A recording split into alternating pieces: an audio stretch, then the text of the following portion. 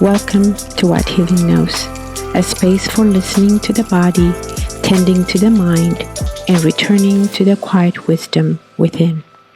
I'm Dr. Kidi. Today, we're in segment 1, Listening to the Body. This is episode 6, Pain is a Friend. Today, we invite pain to step out of the shadows and into conversation, not as an enemy, but as a messenger. Not as punishment, but as protection. We will breathe, listen, and learn what the body is asking us to tend. Soften your shoulders, let the jaw relax, allow the belly to rise and fall. You are welcome and safe here, so let's begin. If I had to live in a world without pain, I would choose not to live at all. Dr. Paul Brand. I first came across those words in a worn copy of The Gift of Pain in my son's elementary school book sale. In it, Dr. Paul Brand, a pioneering physician and leprosy specialist, shows how pain is not a curse, but a vital messenger and a gift, pointing us back to what needs care and restoration. I carry his wisdom with me to where pain finds me, in my own body, in the patients I care for, and in the late night calls when friends and family need comfort. One such moment came during a family ski trip in 2017. I was gliding down a slope when, without warning, another skier slammed into me from behind. My left knee twisted inward while the ski rotated outward as the pointed tip jammed deep into the snow.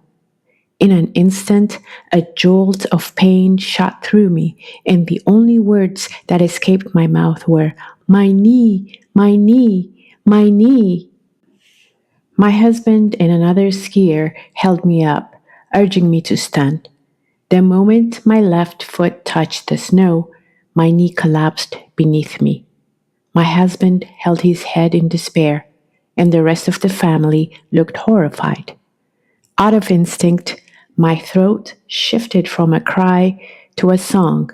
My knee, yes, oh my knee, it hurts, oh yes it does. I sang as the ski patrol wrapped me into the tight embrace of the rescue toboggan. I sang as the clouds drifted across the blue sky.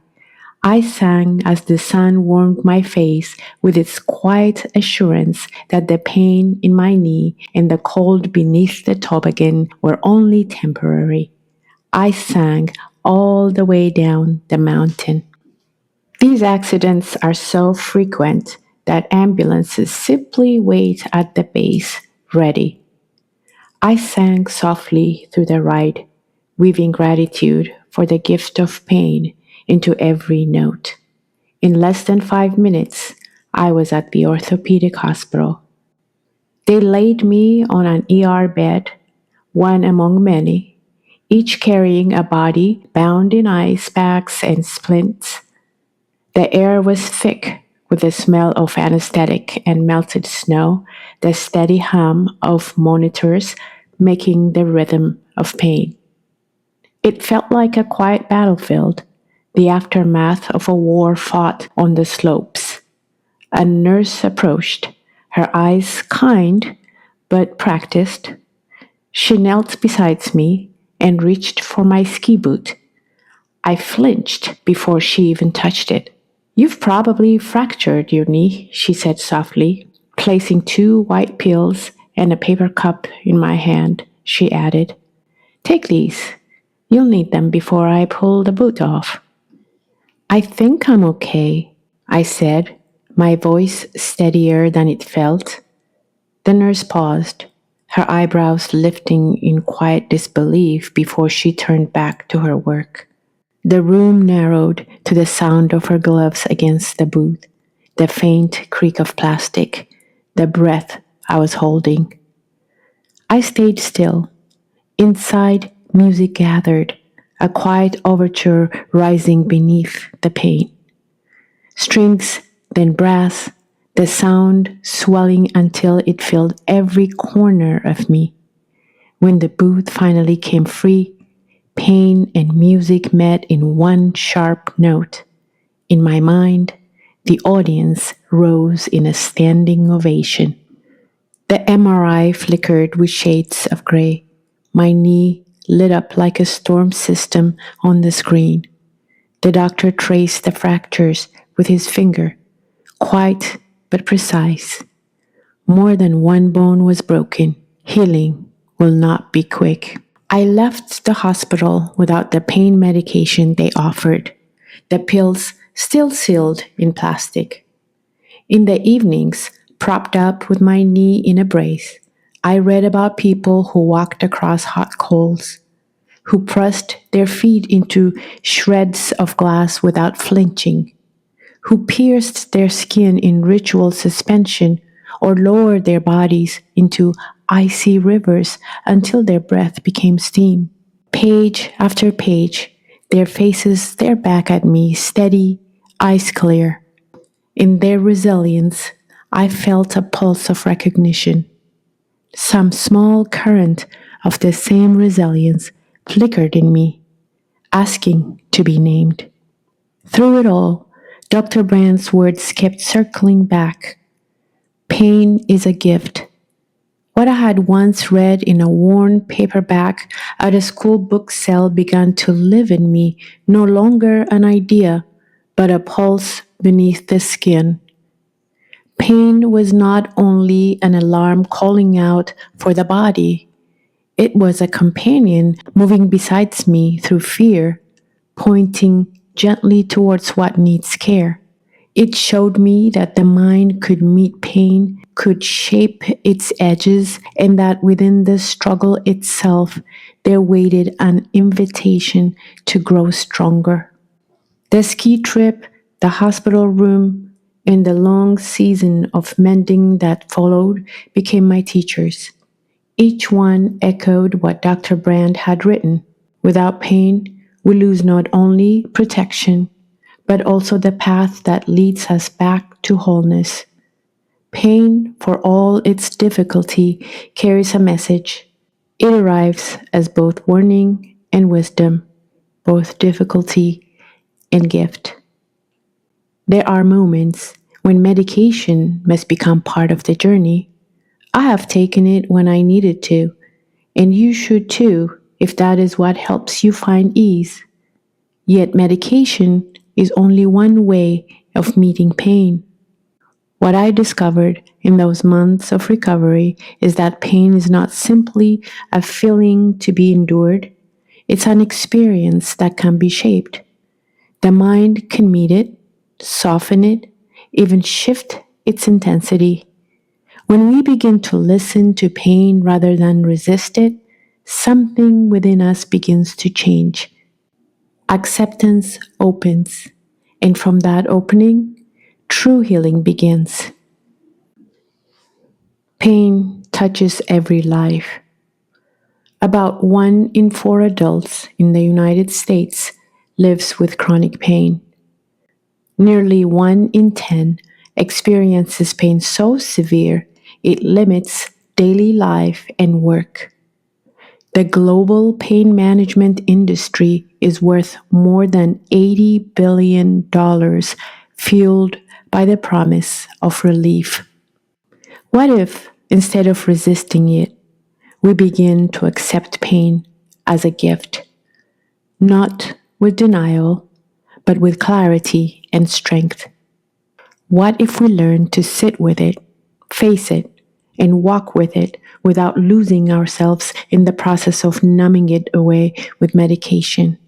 Not glorifying pain, but shaping it into wisdom. Pain is a messenger. Every pain you feel is real, yet all of it is filtered through the brain and shaped by the interpretation. Pain is not a curse sent to torment us, but a messenger pointing at us back to what needs care, compassion, and restoration. Within its presence lies an invitation. When we begin to understand how pain works, we can choose to listen rather than resist, and we can face the deeper question it asks. This awareness softens the pain you feel in the moment and strengthens your body and mind for the long journey of healing, allowing you to rise through challenges with attention rather than resistance. In the reflections ahead, we will look more closely at what pain is and why it exists, not as an enemy, but as a messenger guiding us towards safety and care. Pain is not designed to punish, but to protect. It extends beyond the physical body into a complex web of biological, social, and psychological connections. Every pain you feel is real, yet each one is shaped by the brain's interpretation. To ease pain, we must also work with the mind, understanding how thought, memory, and emotion influences what we feel. I will share tools that will help you meet pain with strength, replacing fear and resistance with connection. I will walk with you through stories, practices, and gentle wisdom to build resilience and reclaim ease in your life. Let us begin. Recap. Breath is medicine. In our last reflection, we discovered that breath is more than survival. Each inhale and exhale carries a quiet medicine that restores balance and brings us back home to ourselves. By listening closely, we saw that breath is always near. You can go to drkidi.com and read my post on breath is medicine. Now we turn toward pain, carrying the breath with us as a trusted companion. Pain often feels like an intruder, arriving uninvited and demanding all of our attention. It clouds the mind and grips the body until nothing else seems to matter. Think of a time when you were in pain, or notice if you are in pain now. Everything else falls away. The conversation you were having faded. The task you were doing was left unfinished. The world around you seemed to blur. In that moment, pain stepped into the spotlight, and all else moved into the shadows. When pain rises, we have a choice. Instead of spiraling into fear or resistance, we can pause, breathe, and create space around the discomfort. In that space, pain begins to reveal itself as a messenger, inviting us to listen more deeply. From this listening, we begin a different kind of relationship with pain, one that can grow into a lasting friendship. This is where we go next, into the heart of the question: what is pain? The simple act of understanding pain begins to change it. When we learn how pain works, something inside us softens. Fear loosens its grip, movement feels safer, and the body starts to trust again. Knowledge becomes its own kind of medicine. Even now, as you read these words with awareness, your nervous system is practicing ease, opening a new way of relating to what you feel. So, what is pain really? What images or memories surface when you hear the word? The dictionary calls it an unpleasant physical or emotional sensation, a signal of discomfort or distress in response to injury, illness, or hardship. But pain is more than a definition.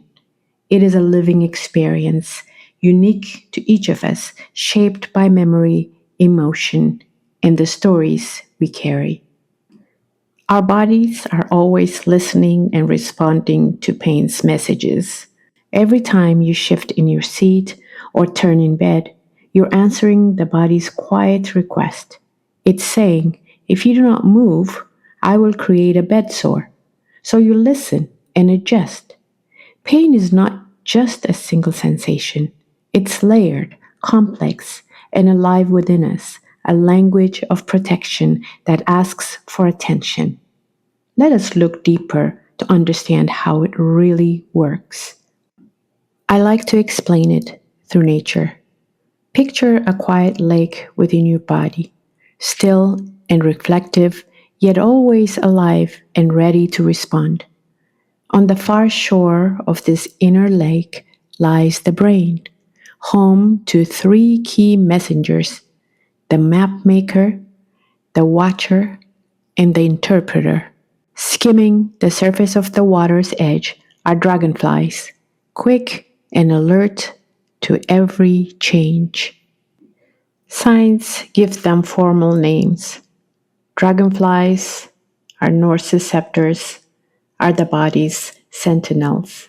Always alert, they sense danger and send urgent ripples racing across the lake. The signal travels swiftly, breaking the calm surface and carrying its message to the map maker, the watcher, and the interpreter on the far shore in the brain. Map maker, the somatosensory cortex, shows where in the body the discomfort is felt. Watcher, amygdala, sounds the alarm and prepares the body to fight or flee.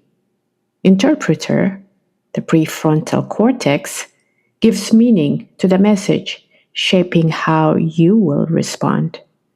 Together, they turn a single ripple from the dragonflies into the full experience of pain, shaping not only what you feel in your body, but also how you understand it and live with it. Picture this.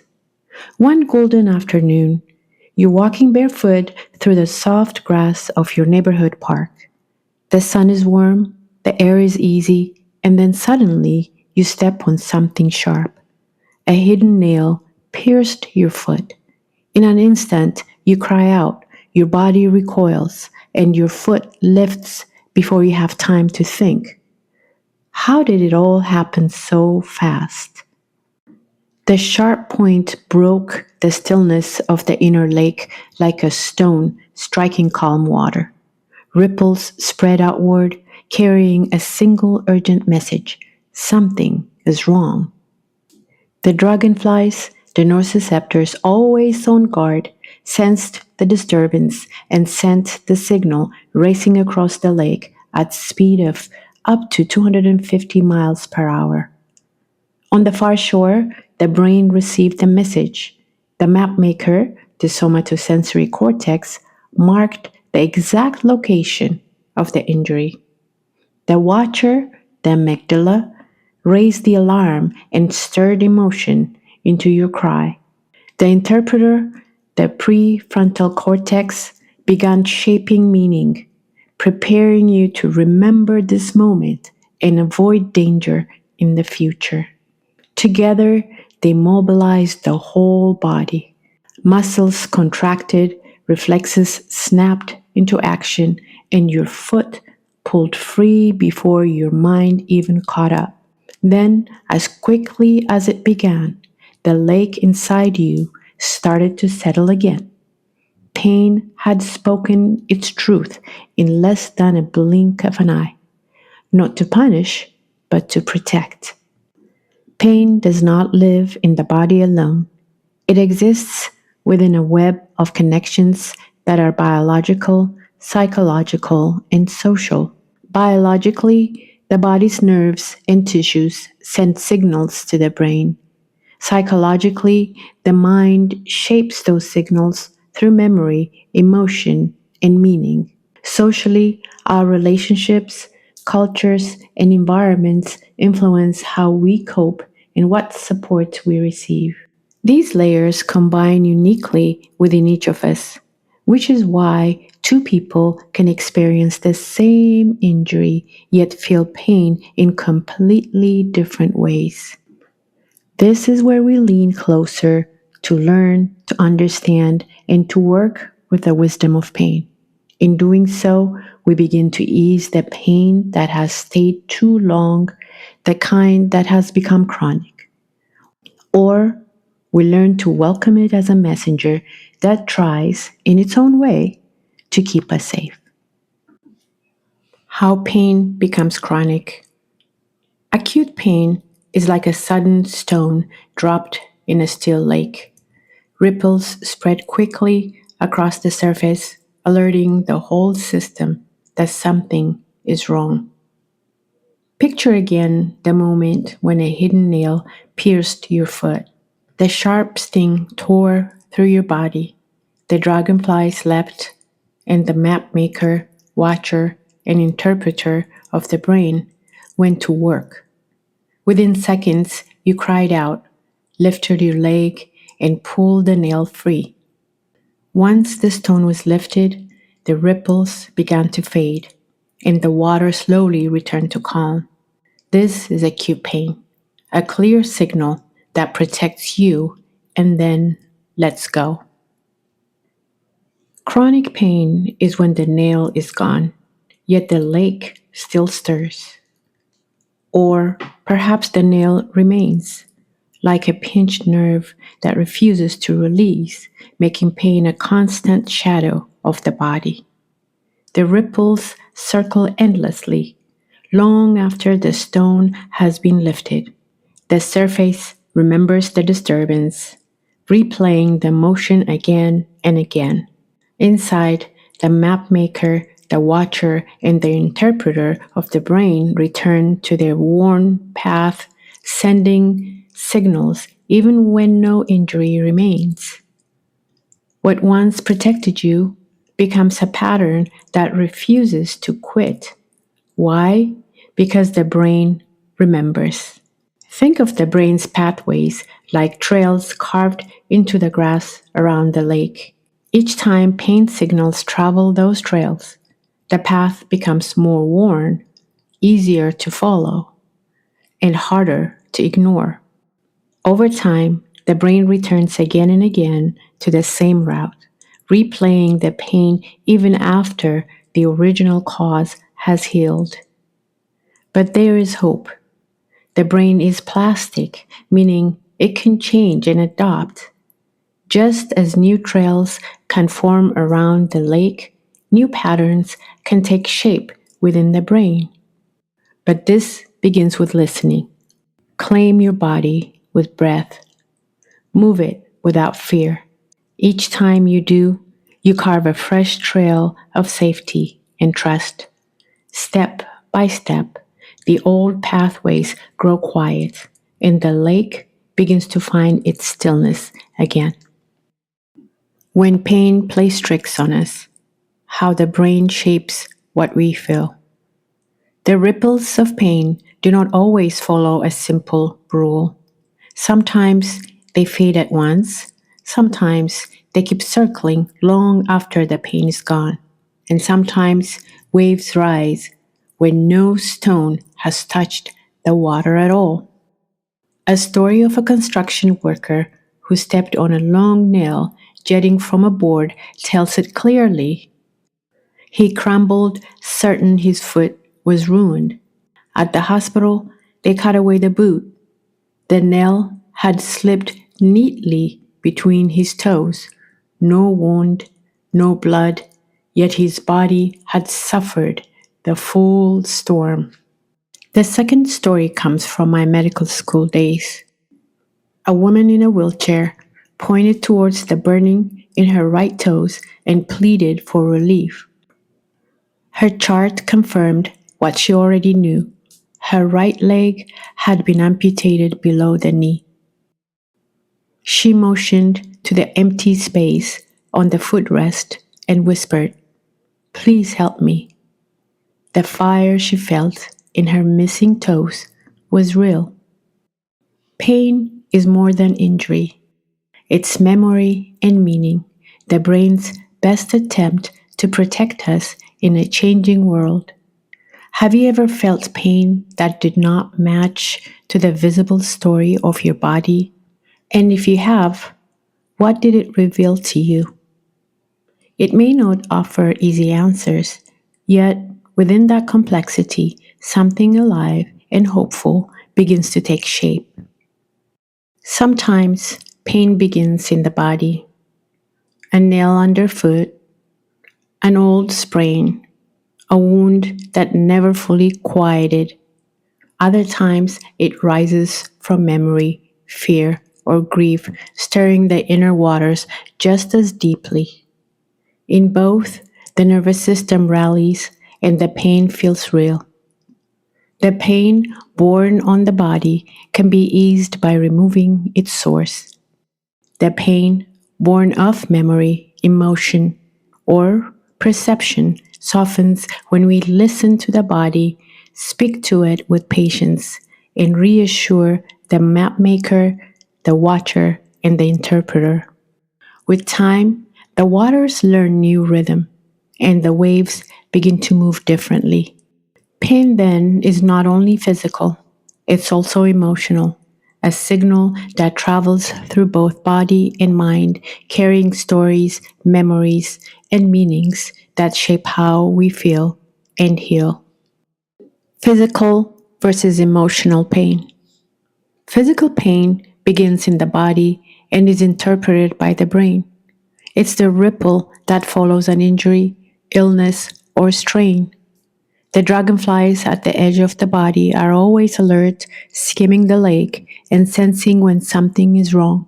Their signals race across the water to the brain, where the map maker, the watcher, and the interpreter decide how the body should respond. Emotional pain begins in the mind and the heart, yet it moves through the body. It's the ripple that rises not from a wound on the skin, but from loss, disappointment, or fear. These unseen injuries leave no scar, yet the body still reacts. Breath shortens, muscles tighten, the inner lake stirs. To love is to risk loss. To hope is to risk disappointment. These experiences are part of being human. The pain of loss or disappointment can feel as sharp as a physical wound. The map maker, the watcher, and the interpreter respond in the same way because pain is always a ripple in the lake of the body.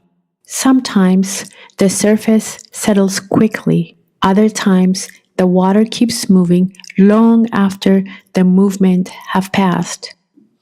Our pain system learns from experience, from fear, from memory, from moments that once felt unsafe. This is why two people can live through the same heartbreak, the same loss, or even the same injury, yet feel it entirely in a different way. The lake is shared, but each body's waters move in their own rhythm. Pain lives in both body and mind, both wound and memory.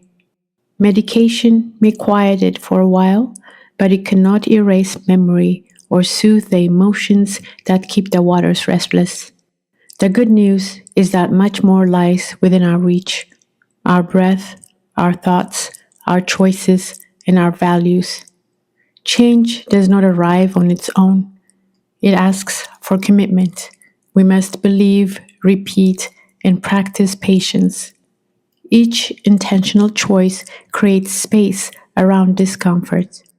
With time, the reflex to fear pain can become the practice of meeting it. Pain, met with awareness, becomes a seed of renewal. Growth begins where avoidance ends. Pain is not a choice, but suffering is.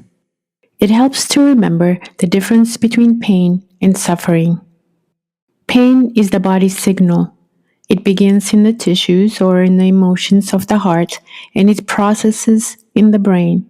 Pain tells us something is wrong or needs care. It's the ripple in the lake when a stone falls. Suffering begins when the story takes over. Why me? I'll never be free. I cannot live like this. The nerves fire, the brain interprets, and the pain is undeniable. Pain may ease with treatment or time, yet suffering lingers until the story changes. And changing a story takes effort, patience, and practice. Some patients come to me bent under the weight of despair, whispering that they cannot take another day. Their pain is real, but the story they carry turns every moment into a prison. Others arrive with nearly the same symptoms, yet their eyes hold steadiness. They tell me the pain is tough, but they have learned to breathe with it, to listen. They speak of gardens, of laughter with their grandchildren, or evenings with friends. The pain remains, but their story gives them space to live. I have known this difference in my own life too. When I lost someone I loved, the pain hollowed me out. It left me gasping in a world that felt broken. At first, I lived in suffering, trapped in the story that life had ended with their absence. But over time, through breath, reflection, and love, the story shifted. The pain stayed, but it became a reminder of the depth of love we shared. The sorrow softened into gratitude. The ache became a way to honor, not to despair. Pain thrives on suffering. When despair, fear, or resistance tighten around it, pain grows sharper and more relentless. Healing begins when we tend to the story that suffering tells. Pain and suffering are not the same. Pain is the ripple across the lake. Suffering is how we choose to carry it. We cannot always stop the ripples, but we can choose whether the waters churn without end or soften again into stillness. And yet, what if ripples never came at all? That absence, too, carries its own form of suffering. We take pain for granted. In The Gift of Pain, Dr. Paul Brand tells the story of a young girl born with congenital insensitivity to pain. She did not feel pain. Her parents lived in despair. They would find her with burns, cuts, and broken skin she had never noticed. As a child, she bit her fingers until they bled, streaking the walls red without even feeling a thing. Her parents tried to guard her every move, terrified of what might happen when no warning arrived. What most of us resent was the very thing she lacked, and that lack threatened her life each day.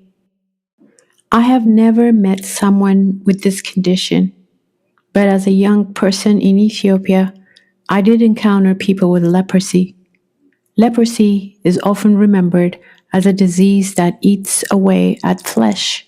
In truth, it's the loss of pain that destroys the body. The infection damages nerves, stripping away sensation. Without pain, the body loses its alarm system, its most faithful protector. I still remember the day a man climbed onto the number 3 bus in Addis Ababa. He gripped the rail with a hand that looked more wound than flesh, bandages stained, skin raw. His face showed nothing, no wince, no flinch, only silence. As a child, I rode that bus to visit my best friend. It was the one most avoided, the one that stopped at the gates of the leprosy hospital. People only whispered warnings, telling us not to touch. I sat in my seat, both curious and afraid, watching patients shuffle abroad with scarred feet and missing fingers wrapped in cloth that would not hide their injuries. Back then, I thought leprosy consumed the body itself. What I did not yet know was that it consumed pain. Without the warning cry of pain, a hand lingered too long on a cooking fire until the skin charred. A shoe rubbed against the foot until bone was exposed. Injuries multiplied not because the body was weak, but because its guardian had gone missing. I can still see them outside the hospital gates, sitting in the heat with open wounds, hoping a passerby might drop a coin. Entire families marked by the disease left in the shadows as others turned away. I did not know this then, but I now know that to take pain for granted is to forget that it carries the body's deep wisdom, a voice calling us back to care, to presence, and to life. How to befriend pain.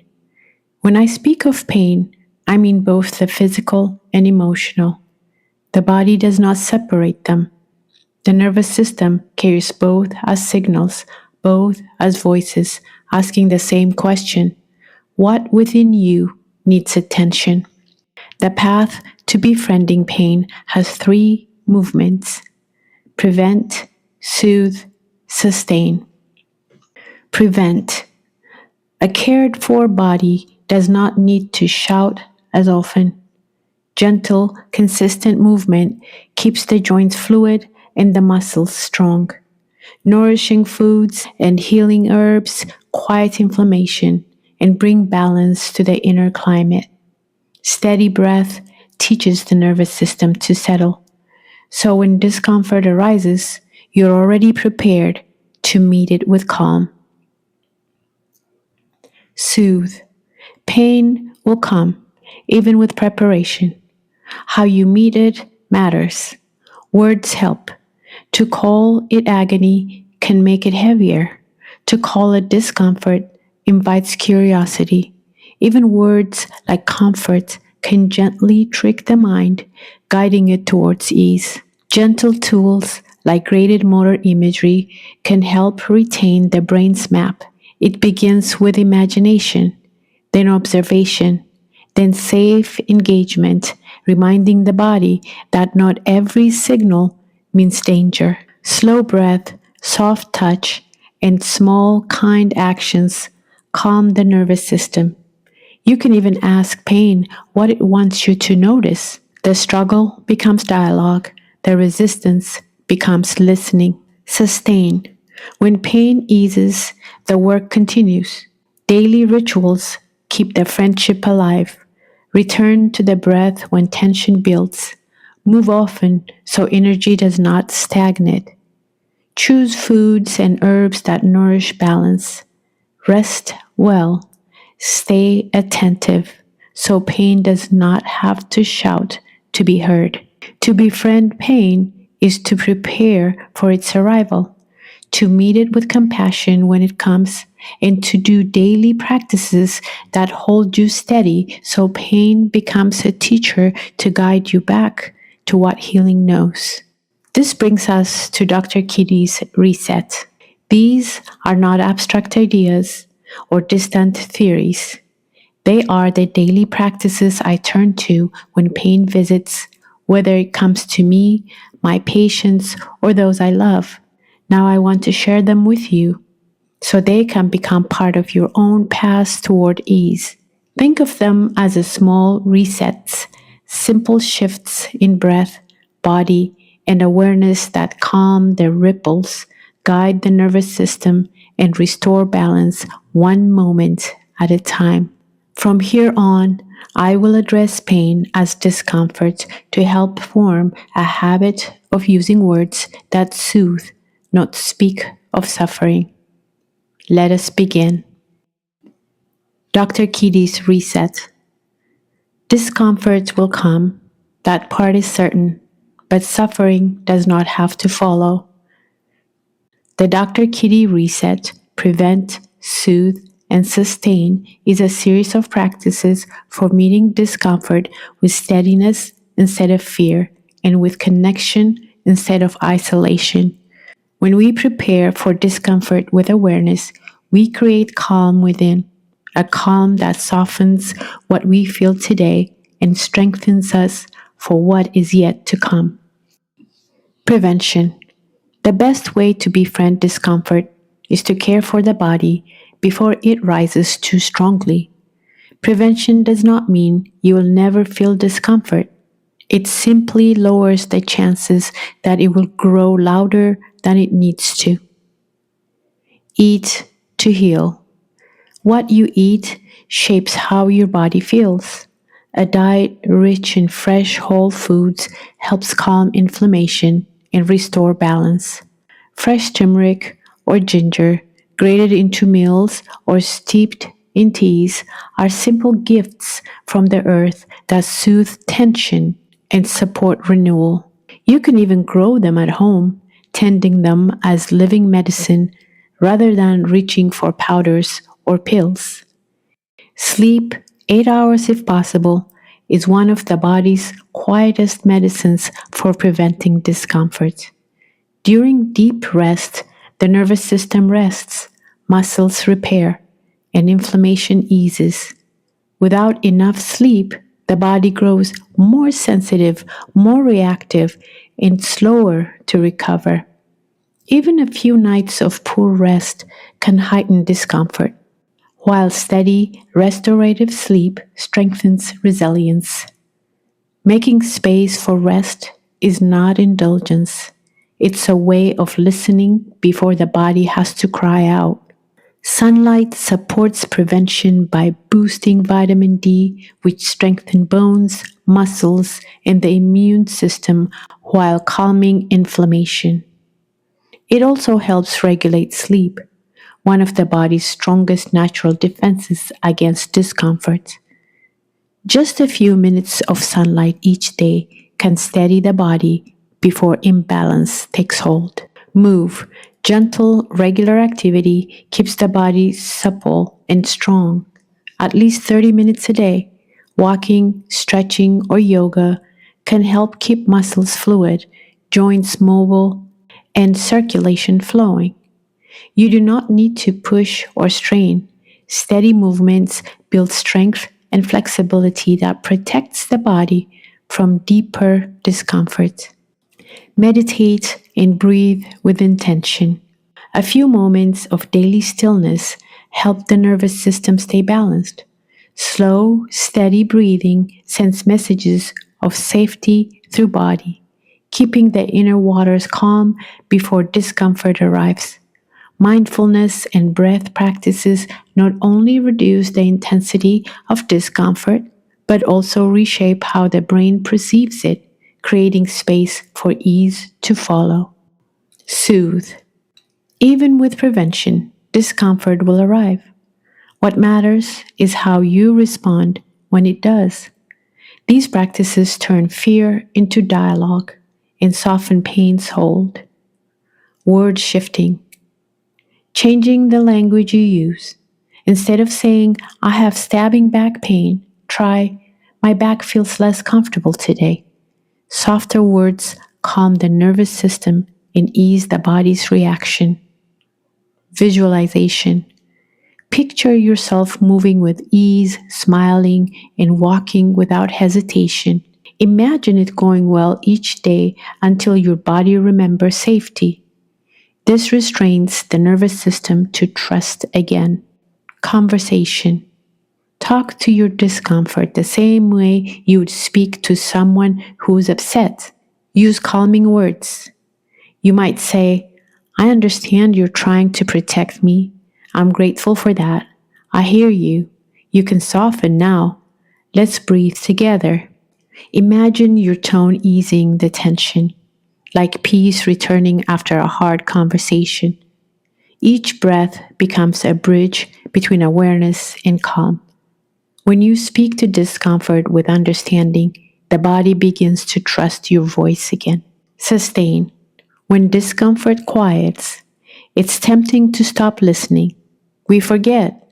We take ease for granted. That's often when it returns. Sustaining practices keep the body balanced and the lake within calm. Listening to the body. Pay attention to the whispers before they grow louder. Fatigue, tension, or stiffness are early signs asking for care. Listening early prevents the need for the body to raise its voice. Return to prevention. When discomfort eases, continue your gentle movement.